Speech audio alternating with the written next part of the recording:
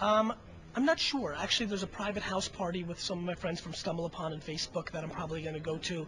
And so what's fun for that is that they just text me and they said, you got to go pick out the wine. So after I'm done speaking in 30 minutes, I'm going to go hit a wine shop somewhere and hopefully find some good, maybe Cote de Luberon or something from the Mataron, something, interesting that really shows the authenticity of the wines of France. So I'm not quite sure. Normally when I come out here, the wine, critics or the wineries themselves, I get to experience a lot of 3-star Michelin opportunities, but I think tonight's going to be a little bit more kind of down home and homey, which is fine by me. I'm a very big fan of beer. I think when you're fascinated by palate, you don't close your minds to anything. I prefer wine. I prefer wine to almost everything except root beer, which I'm a very big fan of. But there are world-class beers out there that I think do expand my palate. And I think closing yourself from beers or soda or waters is a fundamental mistake. There's even people that close themselves from wines from different areas, which I think is insane. I jump quite a bit. To speak from your world, I'm obsessed lately with Pinot Noir from Baden. I mean, obsessed. I'm drinking enormous amounts. Probably drank more in the last 90 days than I've drank in my entire life combined. Being so integrated into this culture, I can never say my favorite wines are from Côte Rôtie, or my favorite wines are from the Mataron, which I'm a huge fan. Cahors, which I love so much. Priorat, if I want the big fruit. It's a lame answer, and I apologize for being lame and saying there's no specific answer, but the truth is there isn't. It's a time and place. Last year, this time, I could have answered Chinon.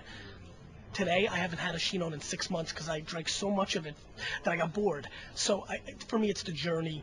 I really do like them all. What I don't like is when people don't allow the terroir to speak for the wine, when they over oak or they work in the not in the vineyard, but in the laboratory to change the wine. That's when I get upset, when these wines start tasting the same. And a lot of players from the new world and even the old world, they get a little pass for this.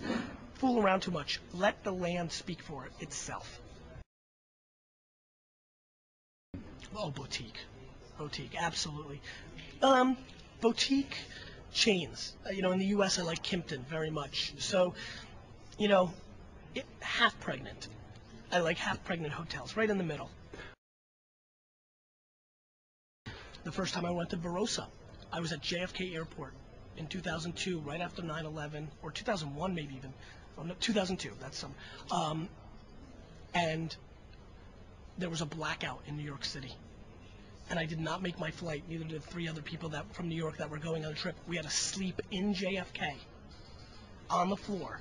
The next day we only had 1 flight to catch to LA. There was only 1. We caught it. We got to Los Angeles and had to run to get the flight to Adelaide. We barely made that, flew to Adelaide, and then had to take another flight to Melbourne, and it took me 74 hours to get to Australia, something crazy like that. So that was a brutal trip.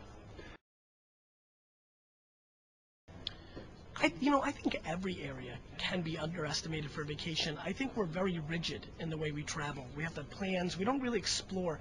To me, the area that really brings a lot of thunder to me is Cal del Mar in Riviera de Maya in Mexico.